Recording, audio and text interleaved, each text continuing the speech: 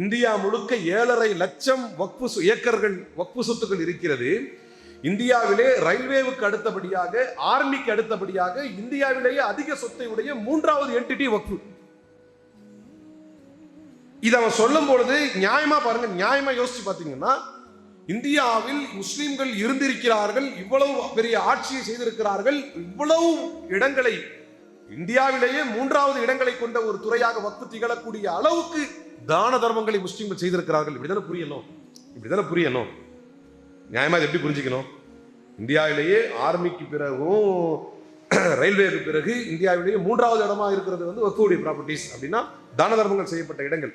தனக்குன்னு பெருசா வச்சுக்காம, இப்போ உதாரணத்துக்கு நேற்றைய முன்தினம் சவுதியிலே ராஜிஹி பேங்க் அப்படின்னு ஒரு பேங்க் வச்சிருக்கிற ஒரு பெரிய தொழிலதிபர், அவர் வந்து சவுதியுடைய பில்லியனர், சவுதி பணக்காரங்க பட்டியலிருந்து வெளியே வந்துட்டார், கீழே இறங்கிட்டார். எப்படி இறங்குறாரு அப்படின்னு கேட்டா, சதக்கா செஞ்சு இறங்குறாரு.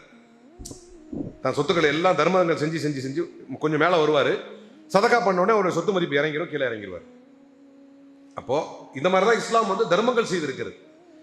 நியாயப்படி 3வது இடத்தில் இந்தியாவிலே இருக்கக்கூடிய சொத்துக்களில் 3வது சொத்து அதிகமாக இருக்கக்கூடிய இடம் வக்ஃபுன்னு சொன்னா, அவ்வளவு சொத்து நம்ம தர்மம் பண்ணணும் தானே வரணும் கணக்கு. அப்படி அல்லாமல், ஆமா எப்படி இது இவ்வளவு சொத்தை முஸ்லிம்கள் எப்படி அபகரிக்கலாம் அப்படிங்கிற வாதத்தை கொண்டு வர